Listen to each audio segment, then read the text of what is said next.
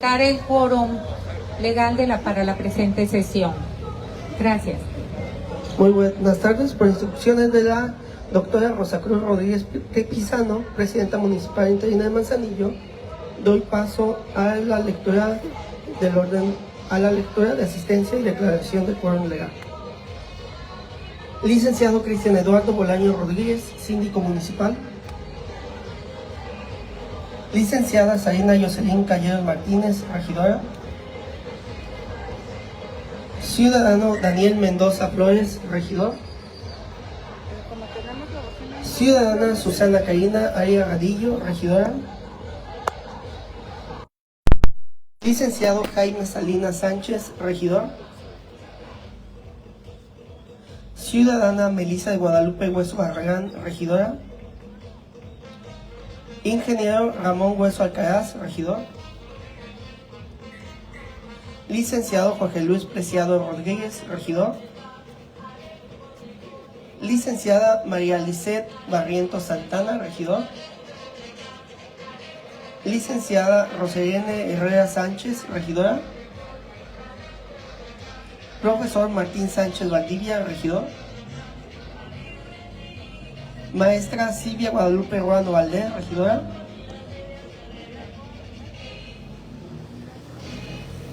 Le informo, presidenta, que existe quórum legal con la inasistencia de Jorge Luis Preciado Rodríguez y de Silvia Guadalupe Ruano Valdés. Ha habido un quórum legal. Les pido por favor que nos pongamos de pie. Siendo las 18:50 del día 8 de mayo de 2024, damos inicio a la sesión pública de Cabildo número 79 de carácter solemne. Y la iniciamos. Muchísimas gracias.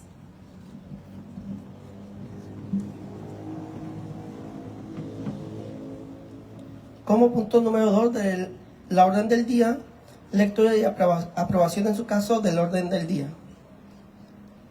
Quienes estén a favor de así hacerlo saber. Le informo, presidenta, que se aprobó el orden del día por unanimidad. Como punto número 3, designación de los integrantes de la comisión especial para que acompañen y en su caso despidan del recinto oficial a los representantes de los poderes del Estado.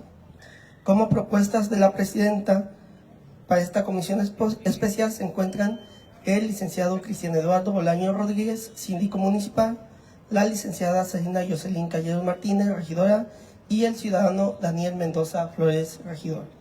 Quienes estén a favor de esta propuesta del punto número 3, favor de hacerlo saber. Le informo, presidenta, que se aprobó por unanimidad el punto número 3.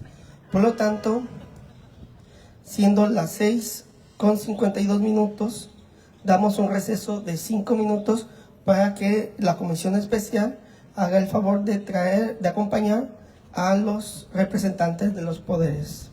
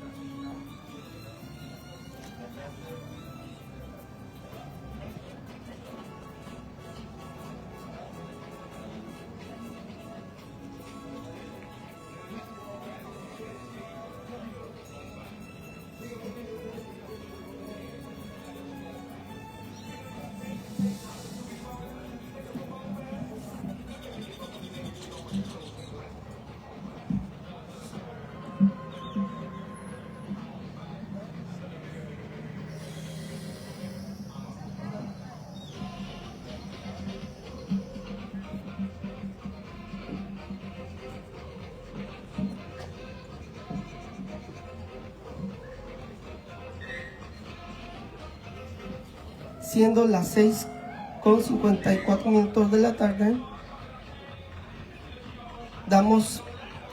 Seguimos con el orden del día y presentamos a nuestros invitados especiales.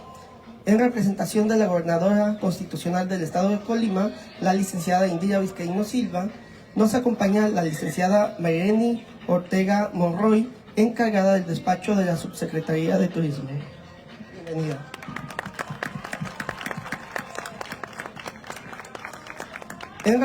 En representación del diputado Alfredo Álvarez Ramírez, presidente de la mesa directiva del H Congreso del Estado, nos acompaña el diputado Rubén Romo.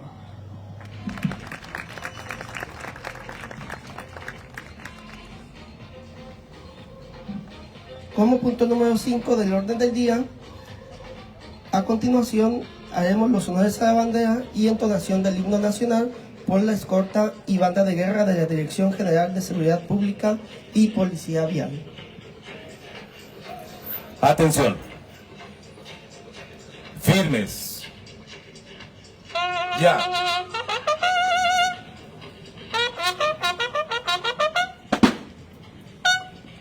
Saludar.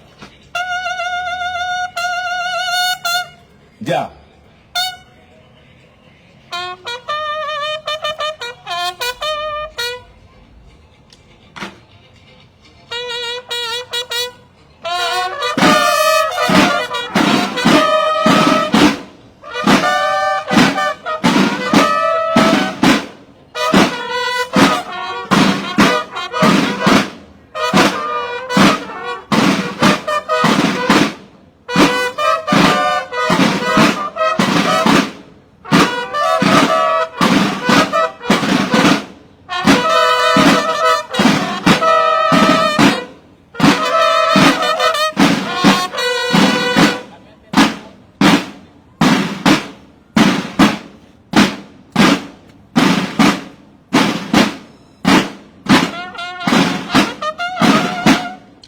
Firmes.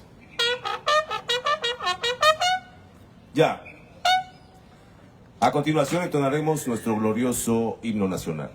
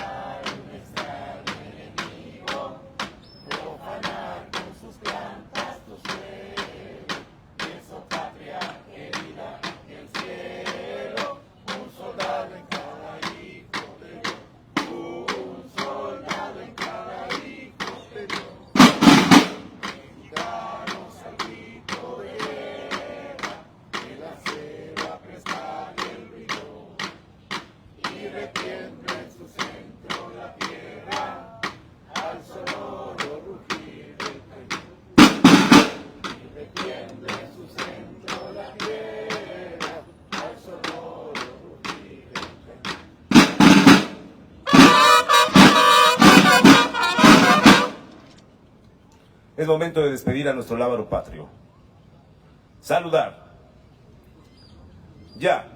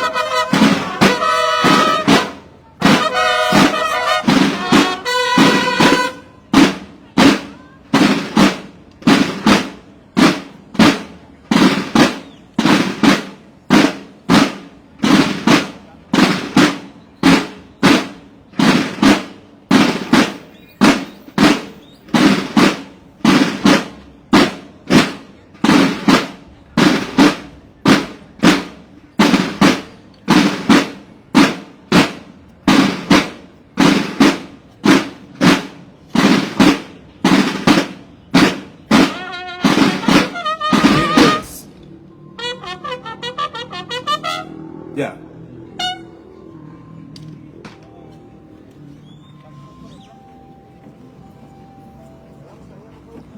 Atención, manda. Escoltas por el flanco derecho. ¡Ya! Despedimos y damos las gracias a la escolta y banda de guerra de la Dirección General de Seguridad Pública y Policía Vial. Seguimos con nuestro orden del día. Como punto número 6, intervención del arqueólogo Jorge Rejón Villicaña, director del Archivo Municipal de Manzanillo, con motivo del 170 aniversario del Fundo Legal de Manzanillo y el 176 aniversario de Manzanillo como puerto de cabotaje y altura. Bienvenido. Que se escuche este fuerte aplauso, por favor, para la reina. Y también, pues, para que nos acompañe todo el equipo de Petit Boy, por favor, que se suban a este gran escenario. Hola, muy buenas tardes. Damos la más cordial bienvenida a las autoridades que nos acompañan aquí el día de hoy. Gracias por acompañarnos en esta fecha tan especial.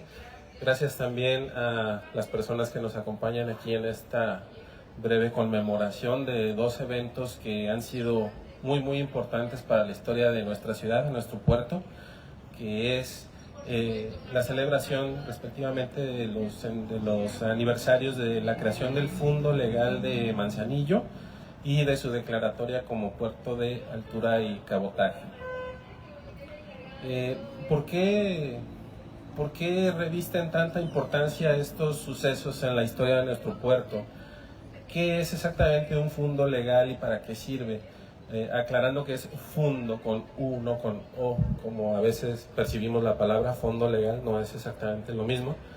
Y por otra parte también, ¿qué es exactamente un puerto de altura y de cabotaje? ¿No? Yo creo que no para todos nos queda claro exactamente de qué estamos hablando cuando hacemos referencia a estos términos. Bueno, el fundo legal originalmente es un concepto legal que surgió durante el periodo colonial en nuestro país y era constituido por una porción de terreno que se destinaba al asentamiento humano. Es decir, básicamente son aquellos terrenos que se separan y se destinan específicamente a la construcción de las viviendas. Esta figura jurídica ha variado de significado desde que se creó en la colonia hasta nuestros días. La primera aparición del fundo legal en nuestro país implicó una concesión de tierras para los indígenas que la corona española les hacía. Algunos autores e historiadores atribuyen el origen del fundo legal a la ordenanza del Marqués de Falces, quien era el tercer virrey de Nueva España, pronunciada el 26 de mayo de 1567. En aquel tiempo la definición jurídica del fundo legal no estuvo completa, porque en aquel mandamiento se establecía que debía haber un área de protección a la tierra de los indígenas, para que los particulares no pudieran poner ni estancias de ganado, ni caballerías, ni nada, y se estableció una distancia mínima de entre 1500 varas en aquellas medidas de antes, ¿no? Que se tenían que medir desde la última casa del poblado de los indígenas. No se les concedía ningún derecho sobre estas tierras, pero el fundamento de la medida era proteger a los indígenas de los malos tratos. Posteriormente, y con la llegada del México independiente y demás, pues la creación de los fundos legales continuó. Se decidió expandir el fundo legal a 600 varas a las 4 direcciones a partir de la iglesia central de cada población. Y se determinó también que cualquier tipo de población pudiera fundar o establecer su fundo legal, aunque inicialmente era para indios, algunas comunidades que eran compuestas principalmente por mulatos, por mestizos y por españoles pobres, también demandaron su porción de suelo. Y básicamente pues el fundo legal se creó para proteger a estas personas, proporcionarles un terreno y al mismo tiempo establecer una suerte de ordenamiento en el crecimiento de las poblaciones, ¿no? Actualmente el INEGI nos dice que el fundo legal es una forma específica de propiedad comunal que se destina al asentamiento urbano de núcleos agrarios. Estos núcleos se componen por polígonos y pueden destinarse al asentamiento urbano como zona de organización, zona de uso común o tierras parceladas, incluso esto cambia dependiendo de la zona del país donde nos encontremos, ¿no? En breves palabras, eso es de lo que se trata un fundo legal. Entonces, cuando se creó el de Manzanillo por primera vez fue que se concedió tierras a particulares y vecinos que ya estaban asentados en el centro de la población, pero que no estaban regularizados en sus asentamientos. Por otra parte, la denominación de puerto de altura y cabotaje hace referencia a cualquier puerto que esté en condiciones de recibir embarcaciones de gran calado, es decir, de grandes capacidades de carga, y al mismo tiempo de poder mantener relaciones comerciales para enviar y recibir embarcaciones internacionales. Esta es la característica principal de un puerto de altura que, como sabemos, Manzanillo la tiene ya desde hace tiempo, ¿no?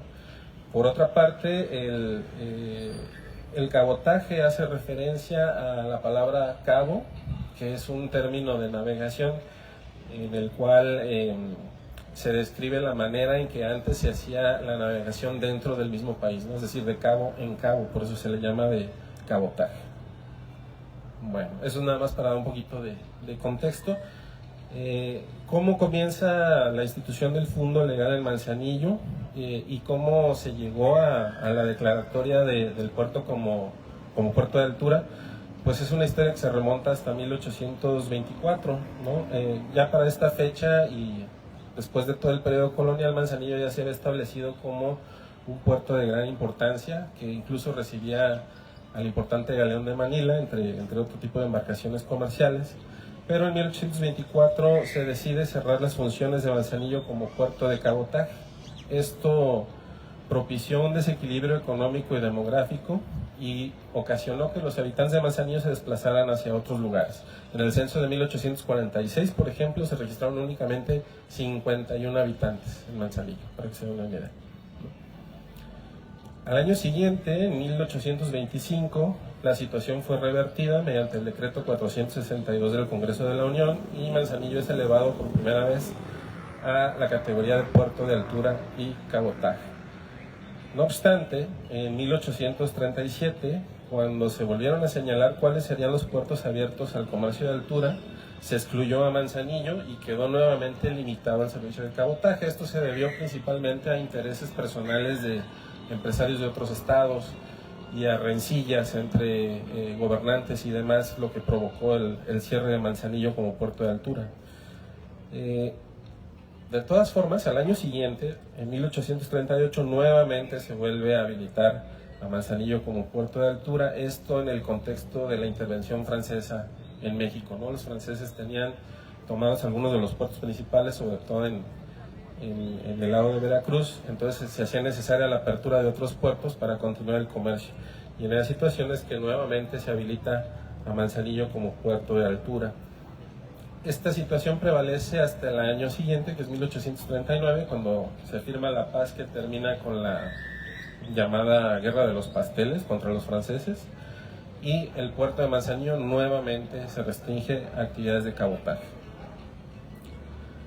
Hacia 1846, el general Mariano Paredes autoriza mediante decreto la apertura del puerto al tránsito interior y exterior, nuevamente debido a circunstancias de guerra, esta vez por la intervención estadounidense en México, misma situación que con los franceses.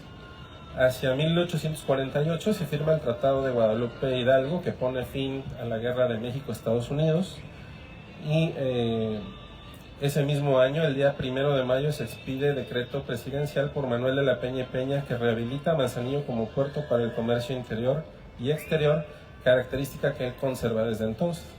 Es decir, 1 de mayo es la última fecha en la que Manzanillo fue finalmente habilitado como puerto de altura y pues tiene la condición de la que seguimos gozando hasta el día de hoy. En ese mismo decreto se dispone la habilitación de una aduana marítima que estuvo en funciones de 1848 al 54.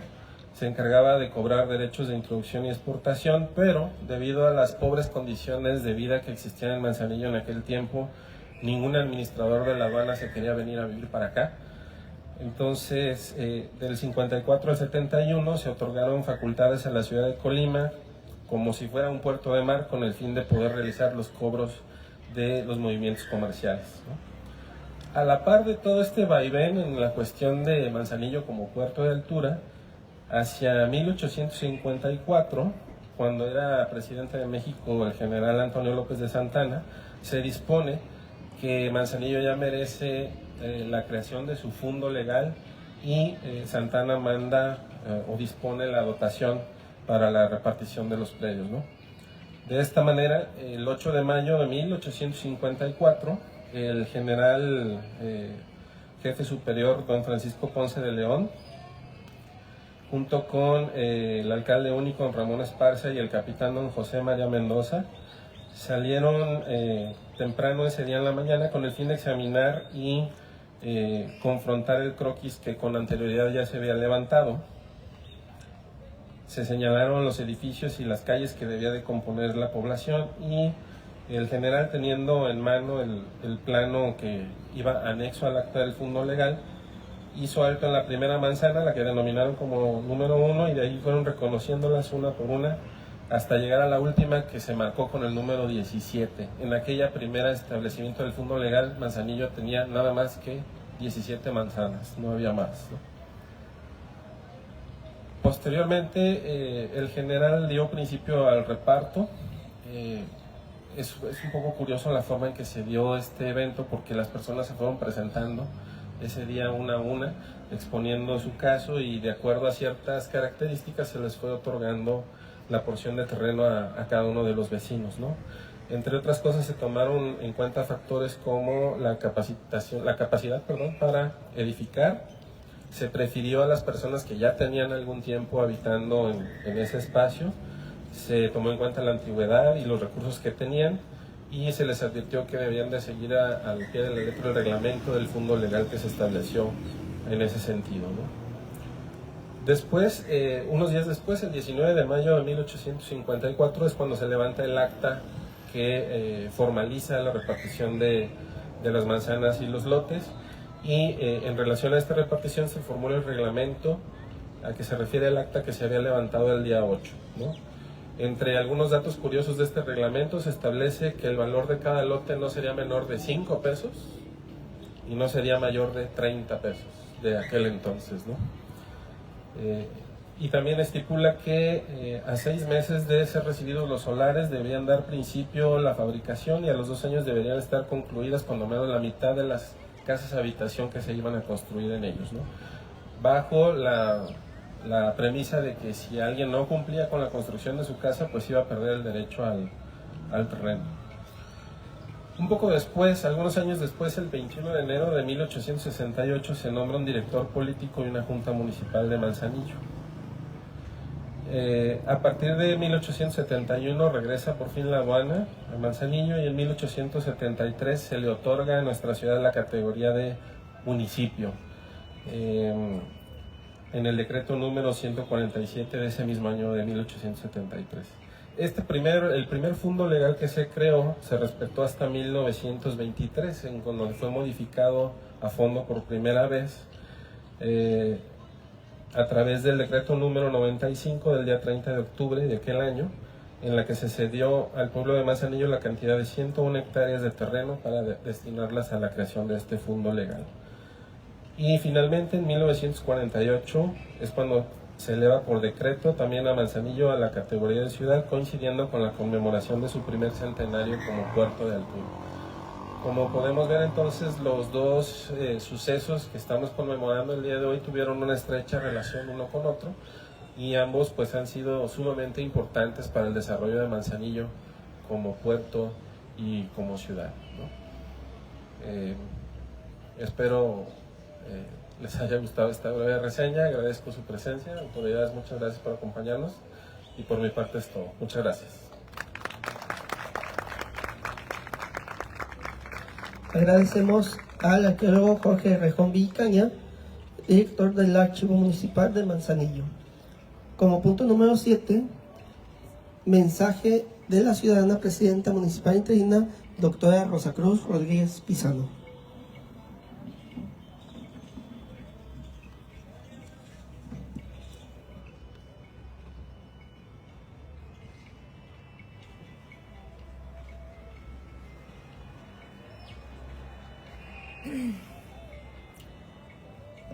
Muy buenas tardes a todos y a todas. Muy buenas tardes a los compañeros que nos nos acompañan y a los invitados, los compañeros regidores que nos acompañan en el presidio. Muy buenas tardes.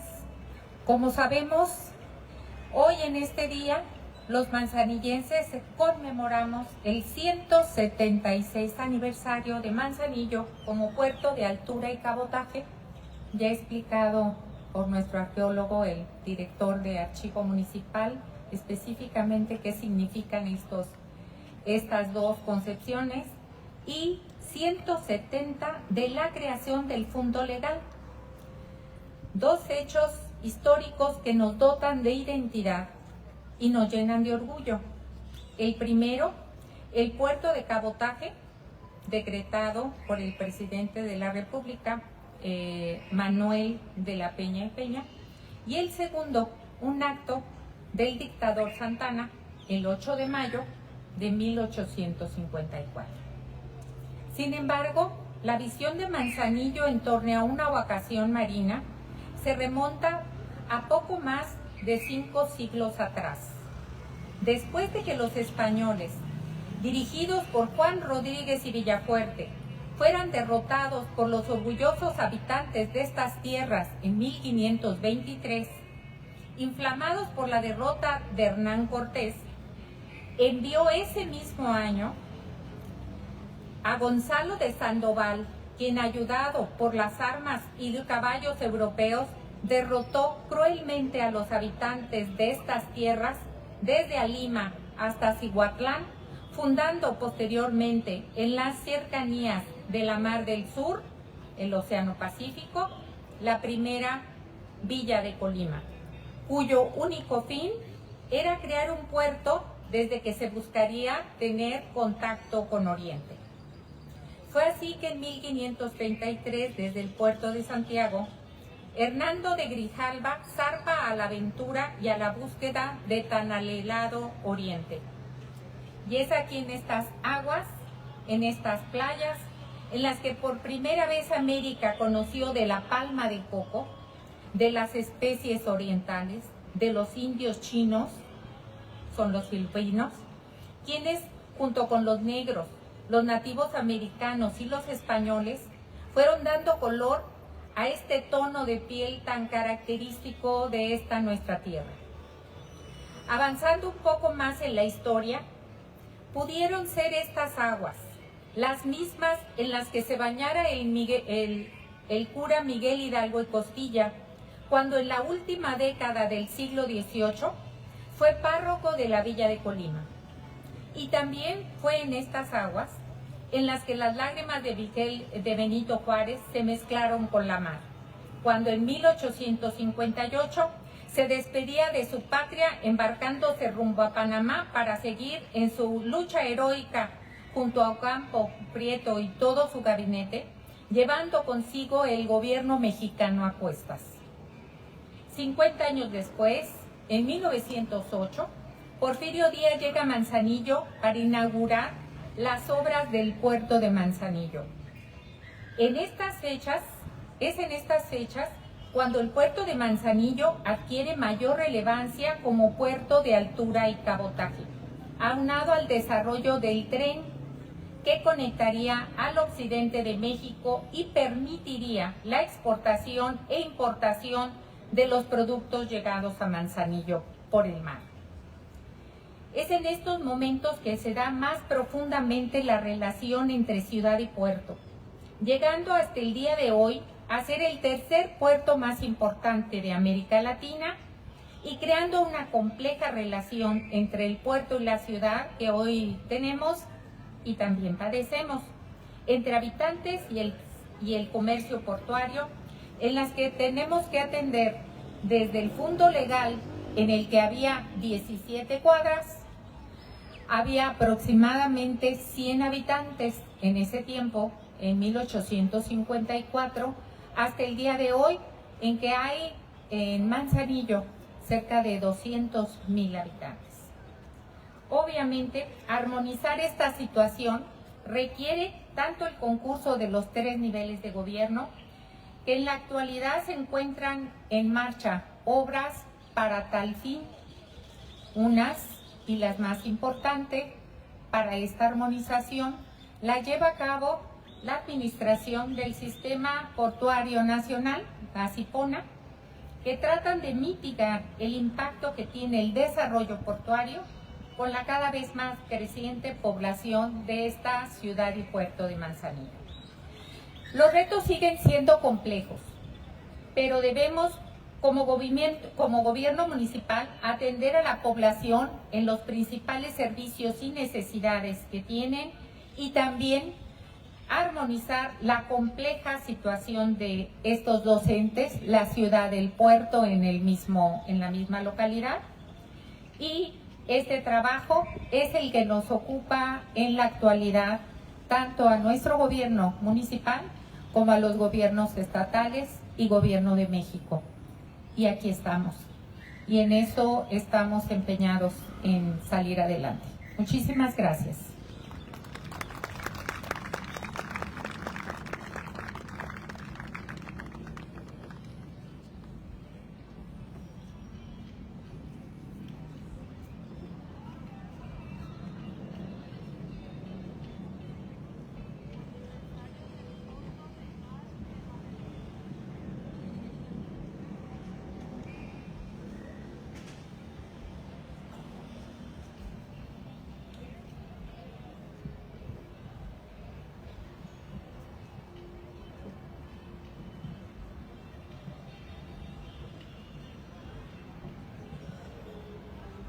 Continuando con el orden del día, como punto número 8, clausura de la sesión. Muy buenas. Habiéndose agotado todos los puntos de la presente sesión solemne, número 79 de carácter de sesión pública solemne, de Cabildo, siendo 19 horas con 22 minutos del día 8 de mayo del 2024, se declara clausurada la presente sesión, dándole, por supuesto, las gracias a todos y cada uno de los que participamos. Muchísimas gracias.